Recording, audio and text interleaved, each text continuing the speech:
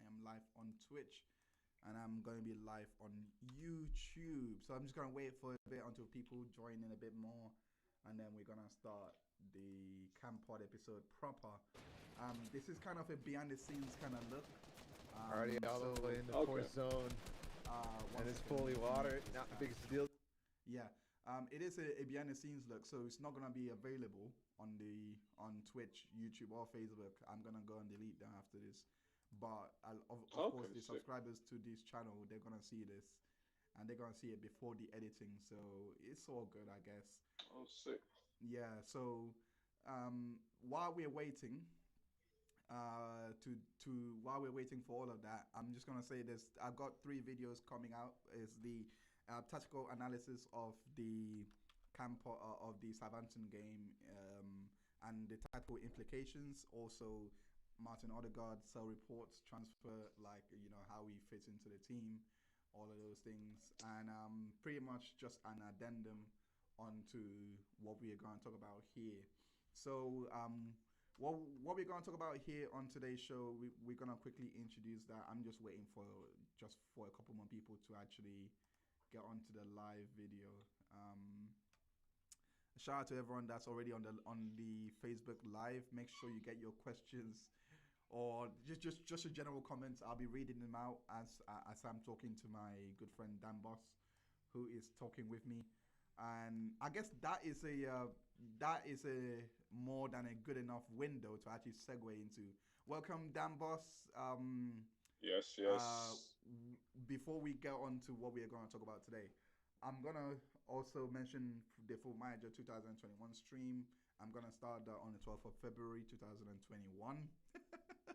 I still got 2020 on the tiling there. So, but yeah, that's going to be next week. To leave that evil year. Yeah. It's so...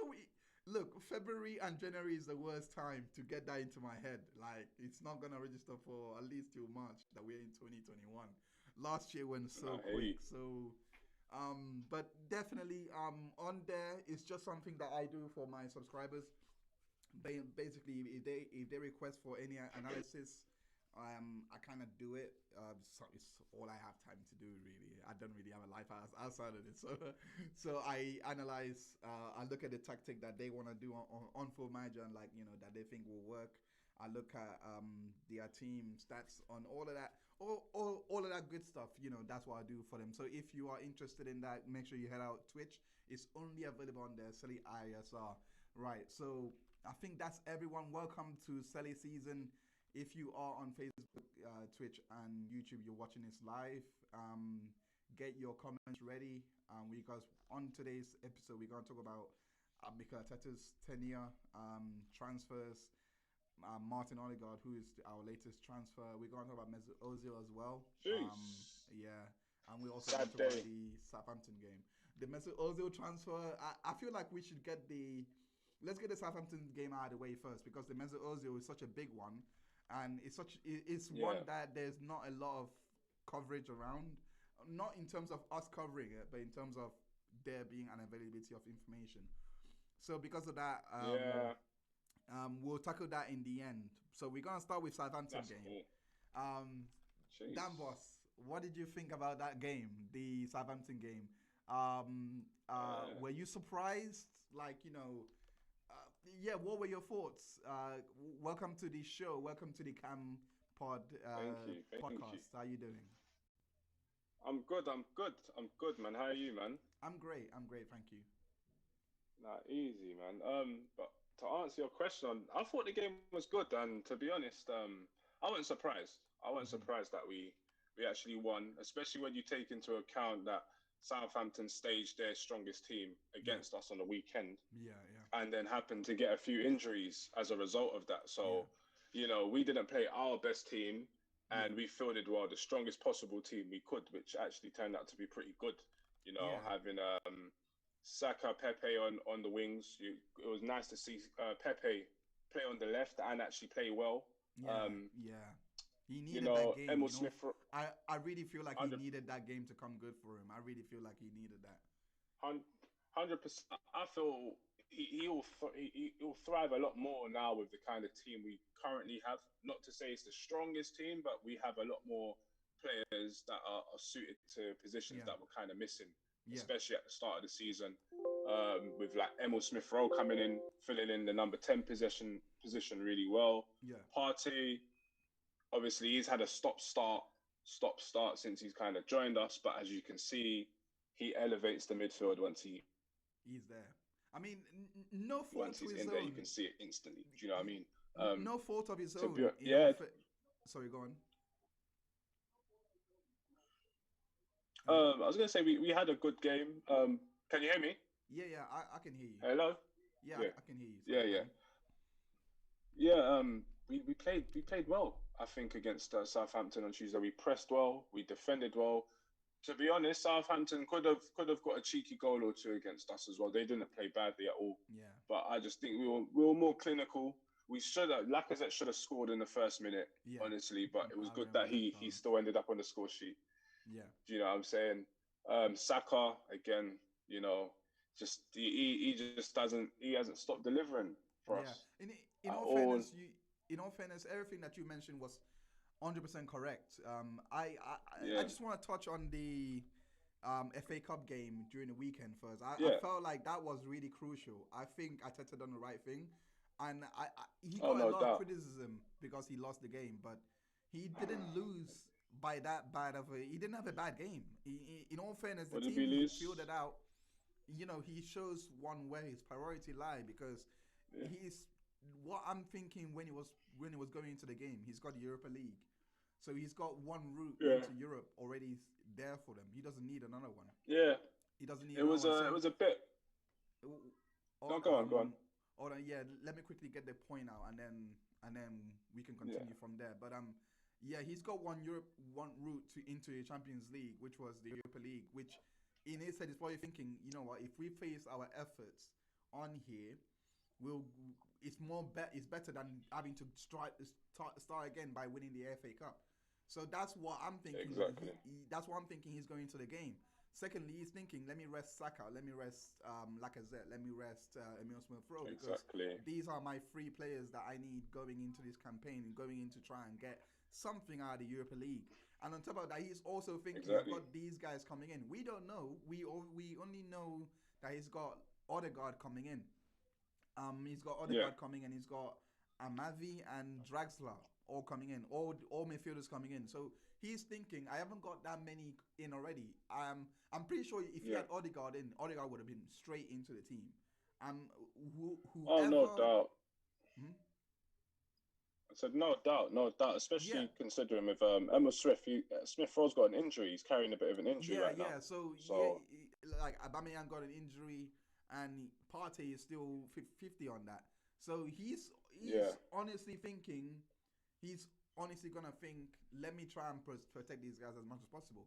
And for him to feel the exactly. team that has let him down over and over again, it's actually quite good that he got a one goal result out of it because it wasn't Yeah. a bad goal. It was a lucky deflection.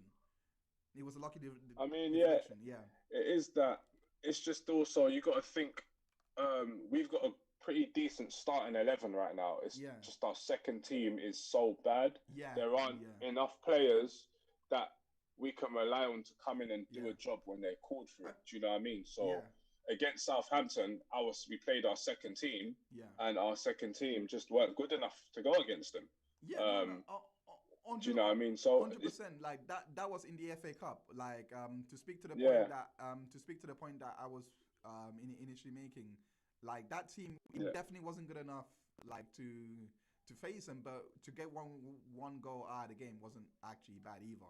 And to go into this game, like I said, we had players coming back like Saka, Emil Smith Rowe, yeah, and not obviously not Aubameyang for obvious reasons, but we had those players coming back. yeah, So when I look into it, that's why we've won 3-1. I think he was looking in defense of Arteta. I think he was looking over the yeah, bigger picture than the short term gain. The bigger picture was we can lose at Southampton at in the FA Cup and not really lose much because we can get all these yeah, players back at this point. Yeah, that's basically what I wanted to say. Like, what do you have to yeah, add on yeah. to that? Yeah. I mean, I agree. The FA Cup for me this season, I feel when you consider how bad our start was to Yeah, the league, yeah, yeah, I just think the FA Cup isn't really much of a priority, in my yeah. opinion. I agree. The Carling Cup, I don't even know if we're still in it, but if we are, That doesn't that's get not you much of a anything. priority this season. I just saw it as well. In my opinion, we're not many losses off being back in a similar situation. Do you know what I mean? Yeah, yeah. Um, so I Sad just situation to rather have, let, yeah. yeah. Yeah. Pardon? I said, and that's a sad situation to ever go back to. I To hope you be in don't. Yeah. exactly just the thought of us actually thinking about relegation was bad enough. F that sugar honey Like, iced tea. yeah, do you know what I mean? And you got to consider we got our team were just severely underachieving. Yeah.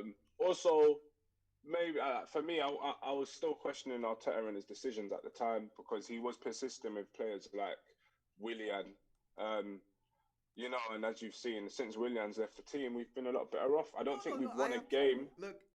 where he started. Do you know He what I gets a mean? lot of stick for Willian, but I have to defend him again because with Willian, Uh, I know he is not a player he used to be, but for what he offers into the team, in terms of the I'll be tracking, honest. in terms of all of that, I can see why he would want him in terms of the defensive solidarity, that he's I'll got be from him. so But I'll be so that honest. being said, He, we have got too many defeats than wins under him. We've got more wins with Smith Rowe on the team than with William. So I hear what you're saying. I mean, I'd rather have him as far away from the team as possible with that omen. I, I think even irrespective of that, we didn't even give Pepe starts. We were starting Willian over Pepe. Oh yeah, yeah. Oh Like yeah, yeah, so, yeah, so yeah, for me, that was already a problem. yeah. Like Pepe is the kind of player, his style of play, he needs a run of games before he actually starts playing well. Um, I'm I'm gonna glad you spotted disagree with that. what Yeah. you. Yeah, I'm gonna disagree with you in the fact that I personally believe Willian offers nothing to the team. Um, Nah, Hey, I it's just their thought opinion. he It's plays. their Yeah, opinion. yeah. To me, he plays like he literally plays like a man past his prime. Like he literally play like you can see it. He's late to everything. His passing ain't all that anymore. He's only had 2 shots on target all season. All You know what? season, You you've know only what? had That two was shots. too. That was. Sorry, go on. Finish your point. Then Yeah, I'll add to it. I mean, we could sit here probably and spend this whole podcast talking about how bad Willian is, but Okay. I don't want to do that Let's because let's you know okay. what I mean. Let me actually add on to your point. Yeah, I am Yeah, now currently on this that. Let me quickly yeah. go on to this. Let me quickly go on to the point. On the stat. Let me try and transition over. Bear with me, guys, here because I'm doing something that I didn't think to do at the start of this. um, 1 second. Let me change the window over quickly a bit. Um, sorry, bear with me for 1 second. Okay, so I'm gonna change the window over. Sorry, 1 second.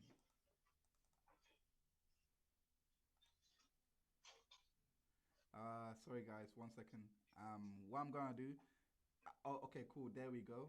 Um, funny thing here is I've got the stat here. For the game. For the game here.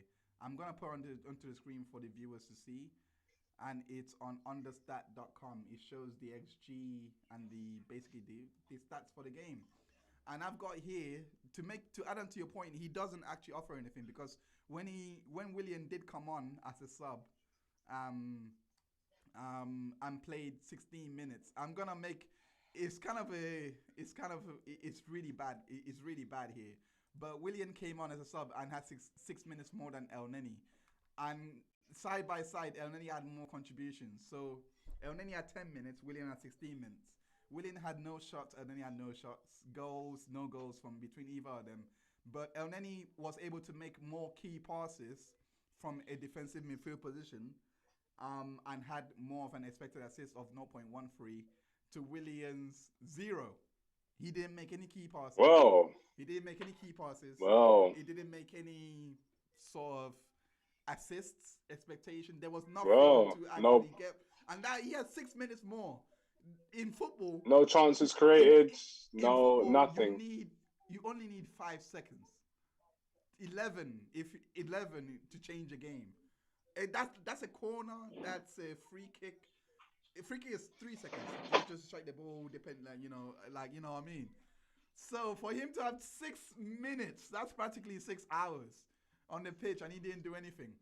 But I want to move off William because you are right. He hasn't had much to consider. I'm just saying based on because we got to remember Emil Smith Rowe was injured before coming into the team at the start of the season. He was injured. Nelson was injured. So we had to have Yeah. used William. So what he was offering us at that time was good enough, which is why we were sliding because we were just not good enough at the time. But now that we've got those players back into the team and he needs to step up, he can't even attempt to challenge El Neni, who isn't even in his position. El Neni offers more from a deeper role. He shouldn't offer more key passes. He's not around the positions to actually get those passes through. But he offered more in 10 minutes. That is, I agree with you. I mean, I used to defend Willian a lot, but now I don't. But to add on to your point, to the point I was making earlier, because what I was trying to say was the fact that we had a weaker team lined up against them in the FA Cup kind of brought in the performances that we had. I'm just quickly going to show the stats over on the screen over on Southampton. We created more chances. We actually had 76% more chances. Our shots that we took was actually high quality. We were actually expected to have. Was this the FA Cup game? No, this is the Premier League game where we won 3-1. Okay. So the XG that we had was 2.43. We scored 3 goals, meaning that one goal was not as good of a chance, but we got lucky. You know what I mean? We had less shots than them. We had 9 shots. We had 5 shots on target, meaning that we converted more of our chances. We converted at least 60 or 55% more of the chances that we are presented. They were pressing a lot more. They were pressing a lot more because they restricted us to only 7 passes. But that being said, we made those 7 passes that we made were actually in their box and not in our box. Do you know what I mean? So we spent a lot of time in their half. We made good of the chances we were presented. So I honestly think Arteta he took the L. He took the L, knowing what was ahead. He took the L, and at least in the FA Cup, just to win this game. Because this game, if you were to ask me now, which one do you want to win, the FA Cup or this? Without a shadow of a doubt, losing 1-0 is better to lose in the cup than this game. I mean, I never really cared about the FA Cup. I haven't cared about it. We've won it enough. We need to now focus on getting the team back to where we once were. Do you know what I mean? Yeah. Getting Champions League football, challenging for the league and stuff, because we are still a ways off. Yeah. Do you know what I mean? Oh, without a shadow of a flipping doubt. Oh, we're still. We need to get back Champions League football because I'm tired of signing mediocre players every season. I'm just tired of it. 100%. I think we just got to stay about our business, keep getting results, and then we'll see wherever we end up. I don't even want to talk about where we can end up this season.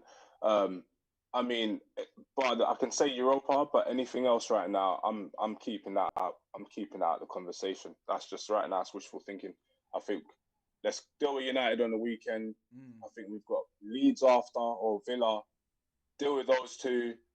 And just take it like that. Every team that comes our way, let's just deal with them as we need to, and then take it from there. Do you know what I mean? Yeah. Now we have Odegaard in the team. Yeah. I'm quite happy because I said to my mates that Smith Rowe can't go the whole season. Oh my gosh. Playing the number 10, especially when you take into the fact he's injury prone anyway. Yeah. So the fact he's kind of lasted this long, he's played a good six odd games. Yeah. Maybe a few more if you include Europa League. Yeah. And he's lucky. made we were lucky to have him run this long without getting injured. We're very lucky. Yeah. So let him rest up. Hopefully Odegaard comes in and hopefully fits in. Hopefully slots in perfectly like for the game. If you've seen him in Spain, you know what he's capable of. He's a quality player. Great first touch, great vision. Speaking of Odegaard, Yeah. Sorry, go on. Finish off your point. I cut you off. Sorry, hold on. No, I'm just saying his skill set and what he can definitely add to the offer to the team, just based off of his skill set and his quality, should help boost us and help us as much as Smith Rowe has, literally, especially looking at the weekend because we don't even know if Smith Rowe's going to be fit.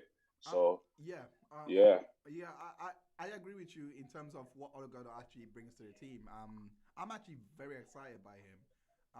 I don't think yeah, I have got a video coming out which I'm gonna release tomorrow. I think yeah, well, tomorrow now. Odegaard is actually a very good signing. I'm actually yeah, gutted that we couldn't get him on a permanent deal because we've only got him to the summer. yeah. He said if Real Madrid didn't come knocking, he would have moved to our team. He would have been an Arsenal player. Player. Because he grew up idolizing Fabregas. So imagine Yeah, him and imagine Fabregas and a young Odegaard. Oh my days! Like it'd remember been crazy. when we used to have Ozil, Odegaard. Yeah, So imagine Ozil's song. I don't think song was around at the time, but imagine Ozil and Odegaard in that midfield. It just would have yeah. been incredible. But we've got him now. So what do you think he brings to the team? Like, how do you see him fitting in? I'm going to detail my points anyway on where I come Um, across him. But yeah, what do you think? What do you think he I'm brings? I'm going to assume just the another forward thinking ball player in the middle of the park. I haven't watched him enough, but I believe he's like is it a 10? He's a 10, isn't he? Or is Yeah, he like a false? he is Or is he definitely like a as false 10? yeah. No. He is as 10 as they come. He is good at that Okay, role. Yeah, so that means we're gonna have someone who, when he gets the ball in the hole, he's looking to play players through. yeah. When you look at us, especially more at the start of this season, we had no players that wanted to just thread the ball through, just play it straight forward. Do you know what I mean? Yeah. There's a pass even in the Southampton game that Partey made from a bit deep, but it was a ground one and it went to I Lacazette. saw it. Yep, I saw it. I think you Yeah, might I know the know one what I'm you're on talking about. about. Yeah, I And do. I I do. can't like not many of our players make those passes. Even Yeah. Shaq has been making forward, a lot more forward passes I as feel of like late. his resurgence in form is partly due to Partey. I think Hundred he's percent. playing around someone as quality as Partey has really boosted him to really It's step up. based. It gives him Partey also gives him the space to just kind of play his actual game. Yeah, Do you get what I mean? yeah, I do. Partey kind of I do. does a lot more of the dirty work. He holds the ball a lot longer. Players seem to want to close him down because obviously he's now considered the better player, quote unquote, in midfield. Mm. Well, he is better, but you know what I mean. So it's real good right now. Nah, We look a lot more nah, solid. nah, I think nah. Better than who? No, he's not that. I mean, Shaka. yeah, Shaka. Uh, Even compared to Elneny stats, he's not better. I mean, in terms I of putting think a pass together, he can make a pass, but I've in terms of we got to dictating think. play, like he lets himself down sometimes. But he has. I'm not gonna take anything away from him. He has been a lot more consistent of late. He's been a lot more Yeah, consistent of late. But before, we can't say the same thing. I think we've also got to not always follow stats too much because also you got to watch what the players doing on the pitch as well. But Yeah. for me, I think Shaka's the kind of player. The less you see of him, the better he's probably playing. When you No. see him, his when you see Shaka too much in the just in the game, Mm-hmm. he's probably exposed because Yeah. Shaka's someone you can't press. You press him and he'll crumble, I kind agree. of thing. I Do you know what I agree mean? with He's that, too but left-footed I and he's agree not with dynamic.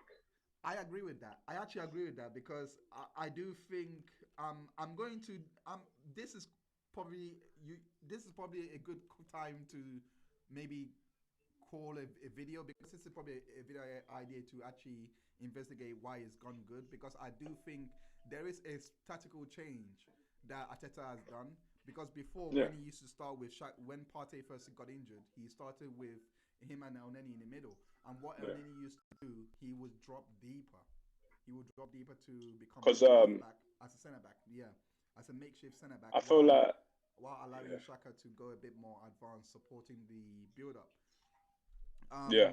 but he's I've changed that a bit to Shaka to rotate that between Elneny or whoever plays in the middle with Shaka, and Mhm. rotate that job. So I do think when he made that change, it was around December time.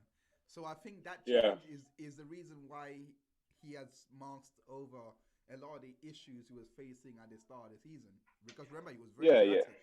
So I do think I'm gonna look more into this properly and do a video if it calls for it. But I do think that yeah, speaks to the change in form. So, but yeah, continue yeah, with your point. Yeah. yeah. I think just Partey coming into the team has definitely. If once you take Partey out of that midfield, We're you in will trouble. see a massive difference. Yeah. Yeah, exactly. And he just elevates. I think, yeah, he just gives Shaka more room to Yeah. play, more Yeah. I time on agree. the ball. I don't think Shaka has to carry the ball as much. So I feel Partey has a bit more of a ball carrying duty. Yeah. Do you know when he's on the No, no, he ball, does. He he's does. got more of the license. Do you know what I mean? Yeah. So him Yeah. doing that, you're going to naturally pull more players out of position anyway. When Yeah. Shaka's getting the ball, he's in his position. He's probably just in the middle of the park. He'll spray his ball across or play a little ball through, or just clean up whatever he needs to clean up in that bit. But he doesn't have to do more than that now, which is good. I think more players, the roles are a lot more clear cut, and you're seeing who's actually coming of use You, in the team. you are definitely 100% correct when you said that Partey when Partey is out of the team, it seems like the team struggle a bit because the one game he was out, I think it was the Brighton That was game. the Palace No, as well. yeah, I don't think he he was played for out. Palace. No, he was actually out initially with the Brighton game. That's the first game he was out. Okay. So I think he played. I'm just gonna confirm that right now because I'm not sure of the game he played beforehand. I think he played against Chelsea. I'm not Yeah. too sure. I think it was the let me just it's a bit of a last minute, but it's based on what you said. No, Yeah. he didn't play against. I think the last game he played was against. It wasn't Chelsea. I think it was against Southampton where we drew 1-1, or against Okay. Everton, either against Southampton or Everton, one of the two. But I'll just double check that. Um, bear with me 1 second. I don't. Yeah, it's definitely not one of the games. I think he played against. Um, he didn't play against Everton. I think that's the first time he gone out. But he definitely played against South. Okay. Hold up. Which game? Wow, he has actually missed a lot of games for us. He really has missed a lot of games. Um, Yeah. we've really missed him. He didn't play Yeah. against Burnley. That Burnley game we should have won. In all fairness, I don't know what happened in that game. He didn't play against Burnley. Come on, he can't be able to least one game here. El Neni and Shaka. Wow, he's missed a lot. Well, I mean, I think we're gonna waste too much time trying to track down the last game he played. Yeah. But he has been key. He has been okay. Yeah, Tottenham game he got injured. Thank you. Just remembered. Thank you. That was it. Yeah, First Tottenham half. game he got injured first half, and that was the last kind. But even in that game, even looking over his stats and his contributions into the game, he was he actually had two shots.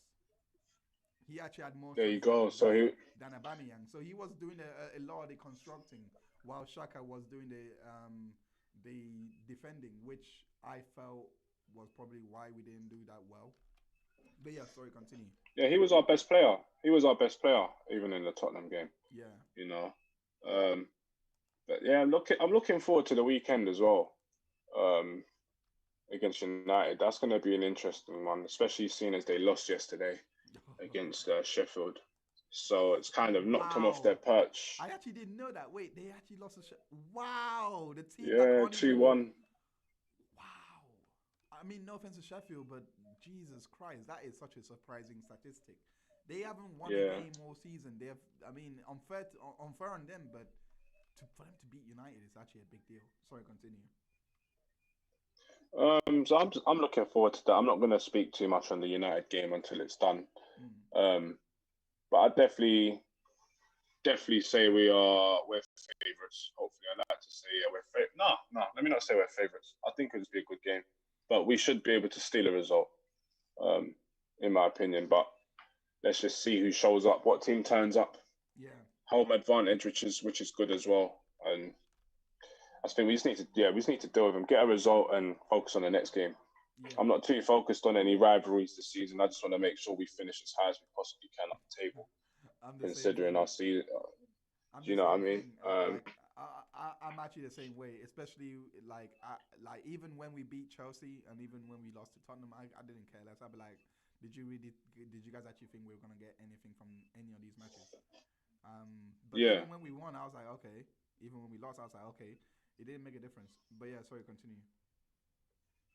Um, yeah, literally, that's it. I'm just looking forward to. I just want us to keep winning. I'm not really too interested in anything else. We need to keep winning and Yeah. make sure we get rid of the deadwood. I don't know if we're going to get rid of anyone else this window, but we certainly need to just make sure by summer we've gotten rid of all the deadwood and either brought in who we need to bring in. Um, Yeah. yeah, a couple other things that Um. yeah, really Yeah. that's about it.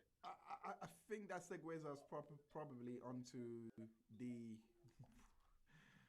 Ever since the window open, we've been talking about this. The Mesut Ozil um, saga. Uh, I'm gonna let you start with this one.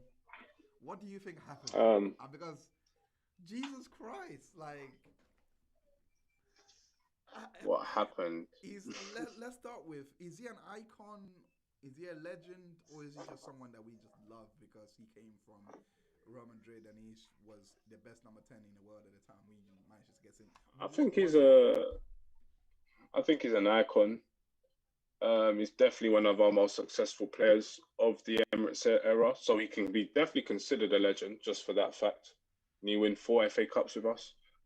Um, in terms of what happened, I mean, everyone speculates, but still, for me, it feels like the whole China thing, in my honest opinion, is one of the reasons why he just completely got shut out of the team because he was playing before. What wasn't he playing the last bits of the season? He played in the FA Cup, and then Yeah, all of a sudden, I he think got shut out. he only Um, he only played 2 games under Arteta. I think he was in his only first ever two. game. Yeah, he played only 2 games. It was in his first ever game that he took Yo, charge. I think it was against Chelsea or one FA Cup game. He only okay, played a game at the in the start of final, last season, and no, start of the lockdown. Sorry, I think he played that was two it. games before lockdown, 1 game after lockdown, and that was basically it. So when Arteta says that he made that decision for football reasons, I'm inclined to maybe I can see what he means. I mean, people can speculate in terms of the China thing, but I do think if it was if he did get only 3 chances, do you know what I mean? It's not as if he just came in Um, and he it's a just it's a didn't give him tough a one chance it's because a he actually tough one gave him a because chance. he got shut out before he got shut out once he signed his deal. So even if it wasn't the China thing, there's definitely been some nonsense going on behind the scenes, and Honestly, I don't think it. I honestly, think any fan, any fan should be able to just see that. I cannot. I cannot agree with anyone who tells me it's footballing reasons, just for the fact that we had Willian playing as number 10, and the reason why we the kind of reason agreed why earlier, uh, offers nothing. all right, there Do, was something do you know? me and my friend Keenan, well, whenever he decides to take over. So anyway, I'm saying when me and my friend were actually talking about this because we've been talking about this for a lot of time and we've been speculating. The best one we've come up with was the fact that um uh well, the best one he came up with was the fact that the football reason was the fact that he cost too much to play every week. So he's already getting paid every week, 350K. How, So if he was how's to it appear, cost? so in terms of add-ons, for example, assist,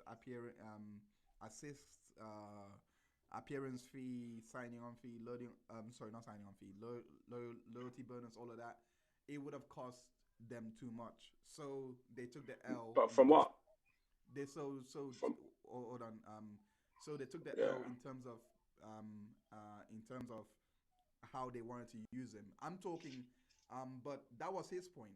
My point was more of they didn't know how to use him in the systems that they brought in. The reason why I say that is because if you compare the systems of Emery and Arteta, even though Arteta's system is a lot more far out and a lot more methodical, it is very similar to Emery's in terms of how we attack. It's not actually very different.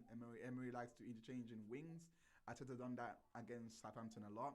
Emery likes he likes his number 10 to actually cover both widths of the pitch, appear in the defensive section. You know where the basically he wants his 10 to become a register and go back to being a 10 in that cycle over and over again as the game continues.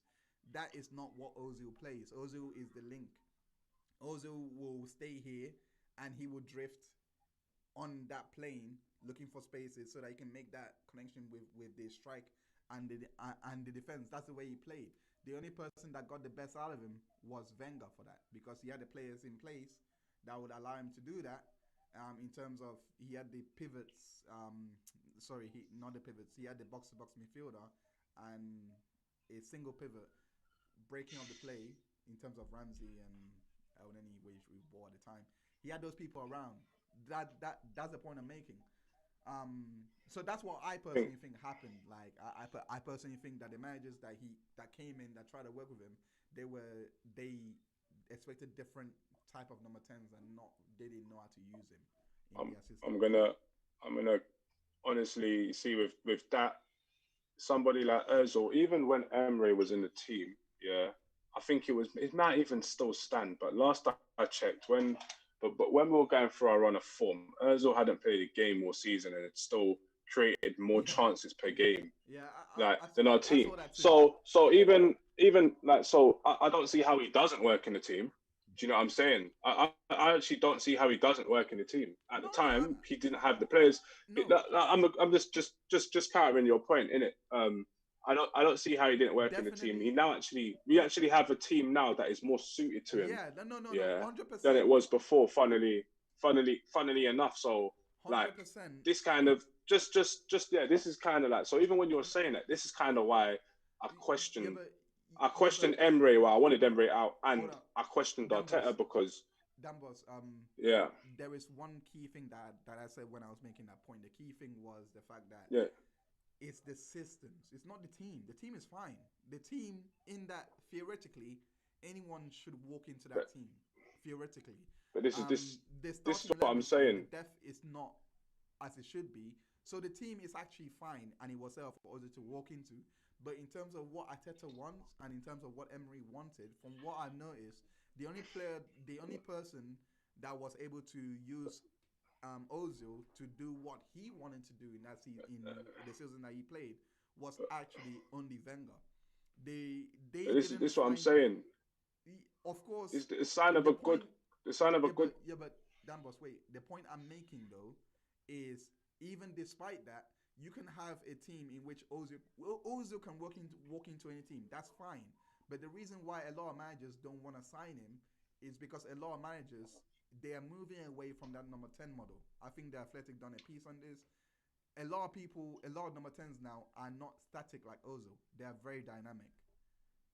And Ozil comes from a time in which the number 10 was him and not Thomas Müller. The new age of number 10 is actually people like Thomas Müller, people like Ziyech, people like Havertz, people like Florian Wirtz, who are very dynamic and they can take up a lot of positions at once. That was the point I wanted to make.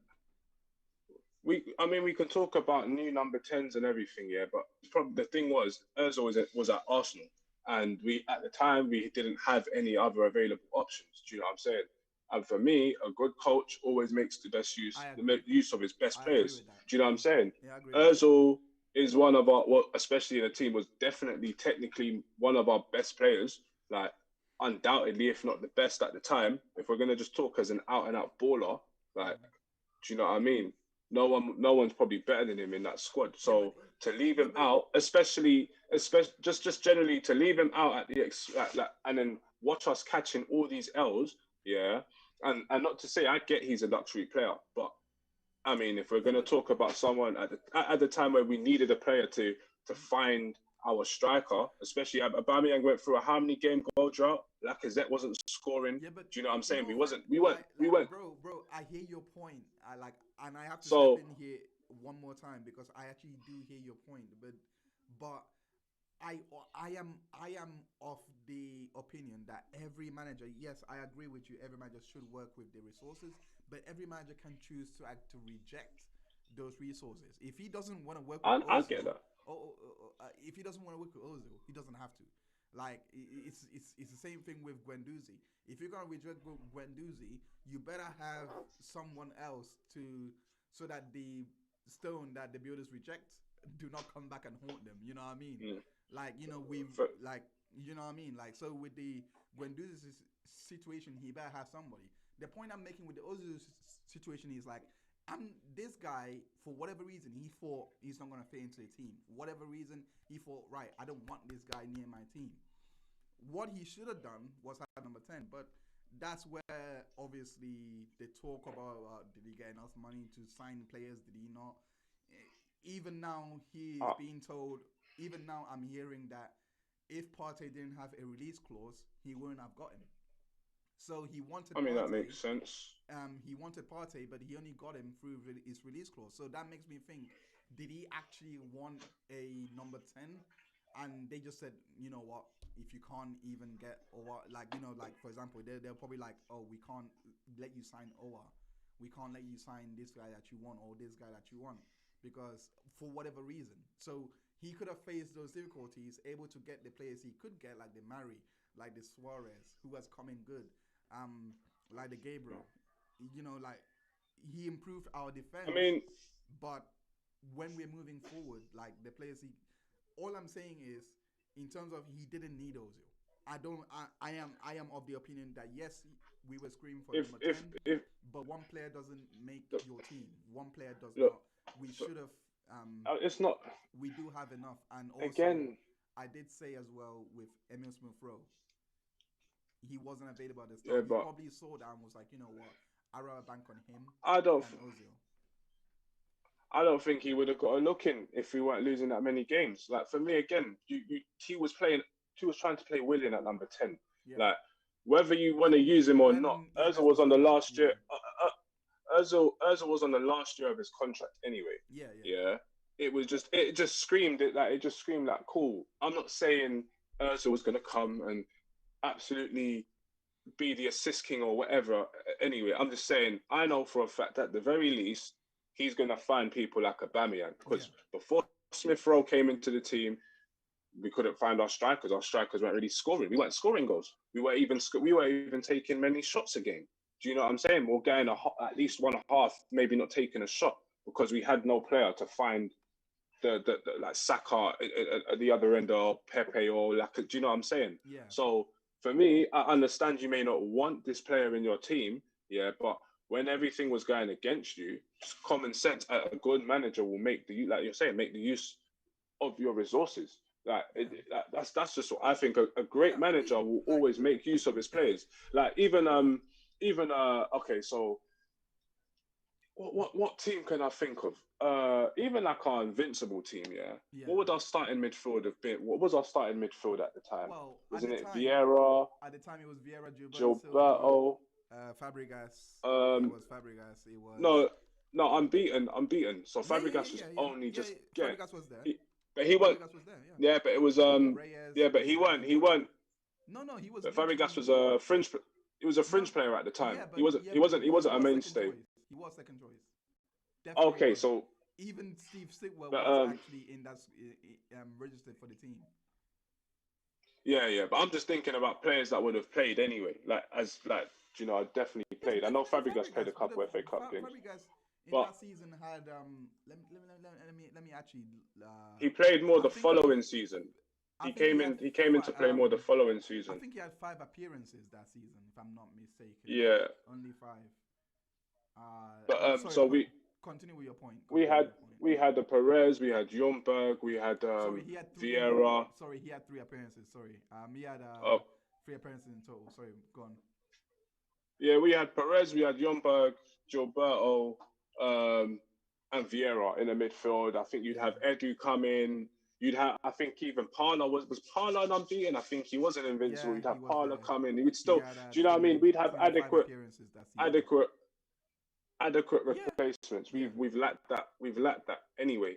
And it was just frustrating to see. I went like, well, we have a number 10. Our team's dying for it. Just make use of him.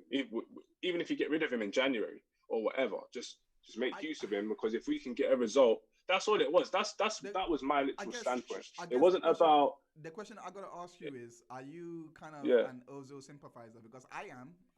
I've watched Ozil since he came from Schalke. So Um, I love the player, but that is not gonna I won't kind of. even say I won't even say sympathizer. If we've got quality players Oh, of a certain so quality in you're our not an team. Ozil fan. You just like I know you I just love Özil, but I'm about the best for my team at the end of the yeah. day. And at the time, I just believed that our number 10, like, wasn't our best number 10, wasn't getting played. So, Me me you know, it was personally, frustrating to see just at the time. Do you know what I mean? But me yeah, go on. personally, I am the best. I am an Ozil fan through and through. But look, if but I have to. You can't put it all on one player, and you can't put it all on No, one no, you manager. can't. You can't. And you can't put it on one manager. I'm not saying you are. I'm saying we need to have No, no, a no little way. bit. I'm saying we need to have a little bit of nuance, because Yeah. look, if if you cannot get the best out of an iPhone, for example, but you can get the best out of an Android, you just go for the Android. It's just that simple. Hmm. If you cannot utilize your resources the way and get the best out of them, you just get rid of them. So I get the fact that the obvious point is to bring in Ozil, but the other point is you bring him in now. There could have been that possibility that the way that if you know how we've lost games like 1-0, 2-0, not too embarrassing like how Mm. Liverpool have lost without Van Dijk. You know how they've lost 7-1 to Villa or 7-2 to Villa or things like that. We haven't Van lost Dijk games was in in that, that team actually. huh? Yeah. Yeah, like Van Dijk was actually in that game. Yeah. yeah. So we haven't lost. Oh wow, I didn't even know that. Oh wow, Yeah. we haven't lost games like that. So he's probably thinking if I was to have brought Ozil in, we may have, there may have not been enough runners, because I remember when Arteta had 10 men behind the ball and 9 men behind the ball. Do you know what I mean? Question is, would Ozil have been one of those men that's behind the ball?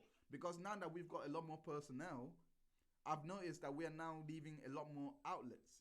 We're now leaving 3 up when we're defending, 4 even sometimes. I think in the Southampton game we left Emil Smith Rowe, Aubameyang, Pepe, Saka, and Lacazette to do the pressing from the top, and we had everyone else lining up behind the ball.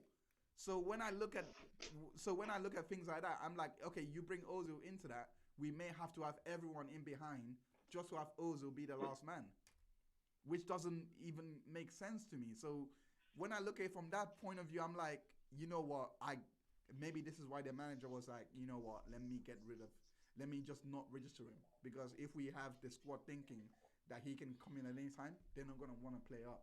But having the squad not have him at all near them like that, or having them think, okay, he can come in at any time, has kind of led them to be like, okay, cool, we need Ateta, we need his input. Do you know what? I hope you get where I'm trying to come from. You have to elaborate a bit more. um, Basically, he notices Ozil's influence, and his influence was a lot higher than Arteta's. You know what I mean? Ozil's influence was a lot higher Okay. than Arteta. So if Arteta wanted to come in and command a bit of respect and a bit of some kind of interest from the players, he had to come in and say to them and say to them, right, Ozil is not being registered at all. So I mean when he makes that decision, there's a possibility. Yeah. yeah. So when he made that decision, now it turned out to be right. Okay, since it's not registered, we have to kind of come good now, because obviously registering him might cause the players not to press as intensely as they want him, or things like that. You know what I mean? So not registering him has kind of took him out of the light, and everyone's now looking at him like, okay, cool. We have to kind of impress this manager, because if he's not even registering our best, we have no hope. Do you know what I mean? We have kind of no choice. So that's what I think the move was, and yeah, that's pretty much it. That's pretty much what I've got. Yeah. But yeah, I think even. I hope. 1 second. Let me just say this part. Hold on to that. Yeah, go on. I hope everyone on Facebook or YouTube, if you have anything to add on to these points, let me know in the comment section or in the chat box. But yeah, sorry, go on with your point. What were you saying? Yeah, I think even ultimately, like the selecting Özil, I personally think I personally think Arteta had no actual say in it. So even then, so I know I sound like I'm going back on myself. I'm just thinking that ultimately, like thinking at the end of it all, like I mean, on one hand, yeah, if he was actually available for selection, then it kind of falls on Arteta. But the fact that he wasn't, like you're saying, he weren't even registered for the squad this season. It begs that for me. I just can't see who isn't who is better than him that has played the position this season. Do you know what I mean? Do you know what I mean? So even outside of Emma Smith Rowe, I still don't think anyone has come close to his stats. I mean, do you know what I mean? Even with Emma Smith Rowe, even with him, I still don't think anyone has come close to him. Yeah. Even Emma Smith Rowe, thankfully, he's not a finished product, but no. Definitely what you're saying, just in terms of just the levels of quality, but if it was a coaching decision, hopefully it actually starts to pay off now. But I believe it wasn't. I think there was definitely some sort of behind the scenes politics going on that I don't think it will get out this year, but I think in some years to come we're going to see it, maybe in an autobiography or something like that. Do you know what I mean? I definitely think it was a coaching decision, because I mean, unless he's playing that autobiography, I do. I just think. I do think it's a good decision, because the decision to bring in Emil Smith Rowe shows it, because like as we know, he was injured at the start of the season, and he's been brought in 6 games in, and he comes good in a tactic that was pretty much waiting for him to walk into. So 100%. I do think it was that, but at the same time, I just don't know. I hate not knowing.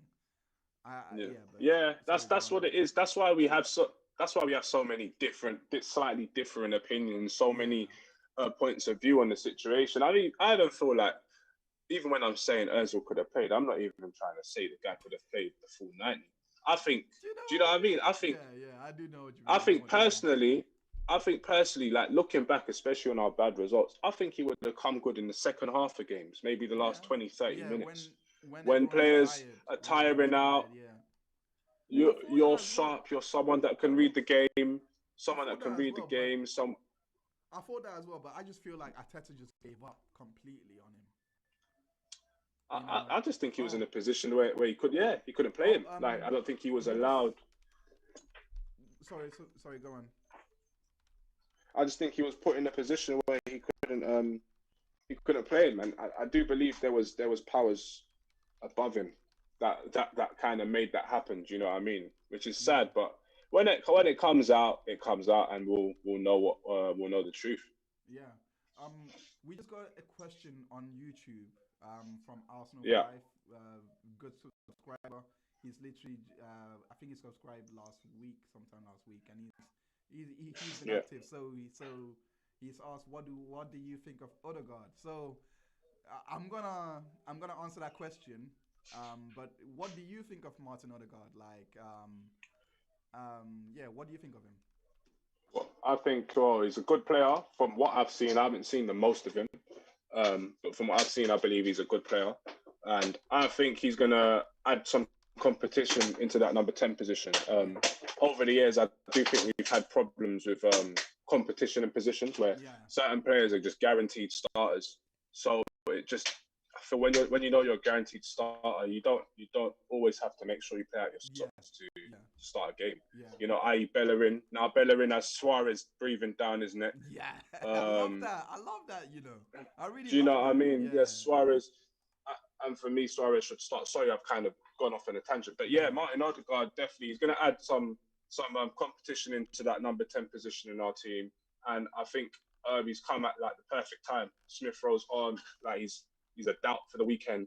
So hopefully he can just come in, and I don't expect him to gel completely, but I feel like we should be able to see what he's capable of at the very least this weekend. Do you know what I mean? Yeah. So we've got 6 minutes of the stream left. So I'm Yeah, going to answer Arsenal for life. Arsenal for life question there. Um, well, Martin Odegaard, I'm gonna be bringing in a bit more of the statistical view. Um, I've got on the screen here. I'm gonna go onto it again, and it is XG. It is yeah, understat.com. Basically, Martin Odegaard at Real Madrid last season. No, sorry. He was on loan at Sociedad last season. He had 6 assists, 4 goals, and 31 appearances. He played a total of 2,545 minutes. Um, in which I think when you play 30 games or more like that, I think that's 3,000 minutes. So he's had a lot of minutes, and he's completed 2 key passes per 90. Even though he's played 7 appearances this season, and he's played 230 minutes of those appearances, he's got 1 key pass per 90. So if we're gonna put that next to Emil Smith Rowe, um, in this season, which Emil Smith Rowe has got 6 appearances this season, 480 minutes in total, three assists, and his key passes per 90 is basically 1.88. So Odegaard automatically. So let's say that Emil Smith Rowe is maybe a doubt for the next game. Odegaard is what the stats are showing is that he's basically a second Emil Smith Rowe. He'll go into that position and play well. It's also yeah, interesting to know as well that Emil Smith Rowe can also play in the 10 and on the right, just like Odegaard, he can play in the 10 and on the right. So yeah, it's basically no difference. And also the type of plays, the type of goals that they score is always from open play. right, Odegaard has got he's got 46 shots from open play, 39 key passes, 3 goals, and 4 assists from open play. Only one of his assists came from a corner, and one came from a set piece, and 1 goal came from a direct free kick. And that doesn't happen a lot. It's usually from open okay, play. So those are the areas that we've struggled in all season.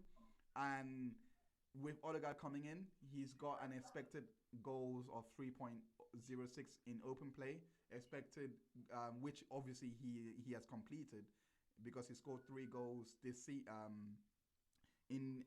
scored 3 goals this season. Sorry, in the last season from open play. Sorry about that. Sorry. All seasons he scored 6 goals. So he scored 3 goals from open play, 4 assists from open play, and honestly, I'm very very excited to have him come in because he's not really replacing Emil Smith Rowe. He can maybe yeah, complement him. Emil Smith Rowe, we know he's done well, but he needs someone like Odegaard. We've also been linked with Julian Draxler as well. When have we not been linked with him? Jesus, I know you know what I'm talking I don't about. even want him. I know you know what I'm talking about. I don't even want him Every anymore. season, Draxler has been linked with the club. So, but I still gotta entertain it because Draxler there is something that Odegaard does have, and that's injury proneness. Draxler doesn't. Draxler has that.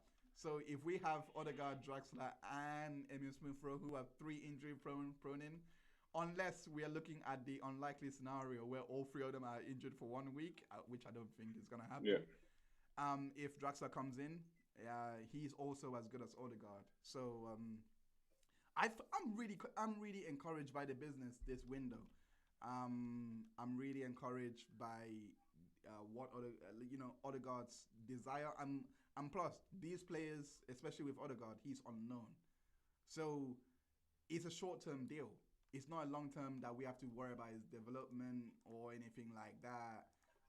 We don't have to worry about getting the best out of him. Yes, he's coming on loan. What is good for us because he has to worry about getting the best out of himself because he's still 22. He needs to advertise for the next club.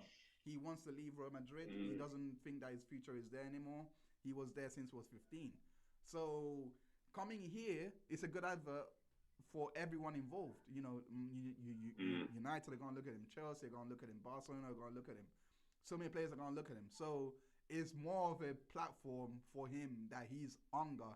He's gonna be good for everyone everyone involved in this. So I'm really excited. I'm personally excited by Odegaard.